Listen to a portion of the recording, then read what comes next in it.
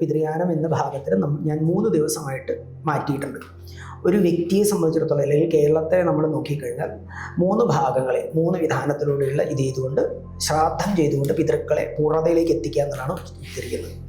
അതിൽ ആദ്യം നമ്മൾ നോക്കുന്നത് ആയിരക്കണക്കിന് പതിനായിരക്കണക്കിന് ആൾക്കാർ വീരന്മാരായിരിക്കുന്ന സൈനികർ മരിച്ച സ്ഥലമാണ്.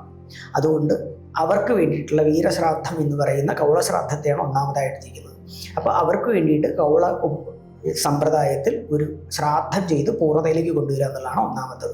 അതിൽ 7 പേര് നിരന്നിന്നുകൊണ്ട് ഈ കേരളത്തിൽ മരിച്ചതായ ആ വീരന്മാർക്ക് വേണ്ടിയിട്ടുള്ള ശ്രാദ്ധം ചെയ്യുന്നതാണ് കൗളശ്രാദ്ധം ഒന്നാമത്തെ. അഗ്നിയായിട്ട് സങ്കല്പിച്ചുകൊണ്ടാണ് സാധാരണ നമ്മൾ എടുക്കുക. 7 പേരെയാണ്. അപ്പോൾ 7 പേരെ നിലത്ത് 7 3 7 9 ഏത് ക്രമത്തിലും നമുക്ക് എടുക്കാം. ഞാനിപ്പോൾ എടുത്തിരിക്കുന്ന 7 പേരെയാണ്.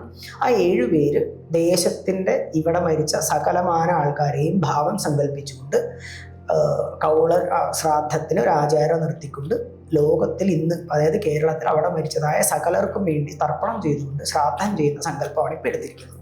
അതിൽ ആദ്യത്തെ ദിവസം എടുത്തിരിക്കുന്നത് കൗളന്മാരെയാണ്.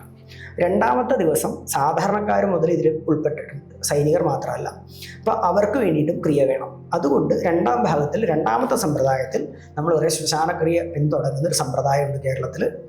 അത് കേരളത്തിൽ ശ്മശാനക്രിയയോട് ചേർത്തുകൊണ്ട് പിന്നത്തെ ദിവസം രാവിലെയോട് പൂജ 2.5 മണിക്കൂറോളം ചെയ്യുന്ന നീളുന്നൊരു ക്രിയയാണ്. ഇപ്പോൾ സാധാരണക്കാർ തുടങ്ങി ഏറ്റവും വലിയവർ വരെയും മരിച്ചിരിക്കുന്ന എല്ലാവർക്കും വേണ്ടിയിട്ടുള്ള ഒരു ക്രിയയാണ് രണ്ടാമത്തെ ക്രിയ. മൂന്നാമത്തത് വൈദിക പരമ്പരയുടെയാണ്. അതായത് 3 പരമ്പരകളിലുള്ള മൂന്നാമത്തെ പരമ്പരകളുടെ വൈദിക ക്രമത്തിലുള്ള ഒരു ക്രിയ പൂർണ്ണ പ്രായശ്ചിത്വത്തോടു കൂടി ചെയ്തുകൊണ്ട് 3 പരമ്പരകളിലൂടെ പിതൃയാന മാർഗത്തിൽ മരിക്കപ്പെട്ട കേരളത്തിൽ അവിടെ മരിക്കപ്പെട്ട സകലർക്കും 3 സമ്പ്രദായങ്ങളെയും പൂർണ്ണമായും ശ്രാദ്ധം ചെയ്തുകൊണ്ട് അവരെ തൃപ്തിപ്പെടുത്തുന്ന ക്രിയയാണ് പിതൃയാന പദ്ധതി. ഇതിൽ ആദ്യ ദിവസം ഒരു സാധനം കൂടെ ചേർത്തിട്ടുണ്ട്. മഹാഭാരതം പാട്ട് എന്ന് പറഞ്ഞിട്ടൊരു പ്രത്യേക വിധാനമുണ്ട്, പാടുന്നതാണത്. ഇതേമാതിരി ശ്രാദ്ധത്തോട് ബന്ധപ്പെട്ട് പാടുന്നതാണ്.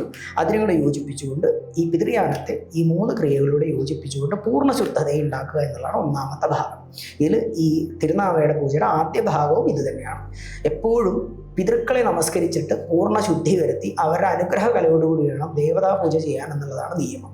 അതുകൊണ്ട് തിരുനാവായുടെ ആദ്യത്തെ ഭാഗത്ത് ഈ 3 പേര് ദിവസങ്ങളിലൂടെ 3 സമ്പ്രദായത്തിലൂടെയും എല്ലാവരെയും നമസ്കരിച്ച് അവരുടെ പൂർണ്ണ ശുദ്ധി വരുത്തി അവരുടെ അനുഗ്രഹ കലയോടുകൂടി ആദ്യത്തെ ക്രിയ ചെയ്യണമെന്ന് വിചാരിച്ചുകൊണ്ടാണ് ആദ്യത്തെ പിതൃശ്രാദ്ധങ്ങൾ നിർത്തിയിരിക്കുന്നത്.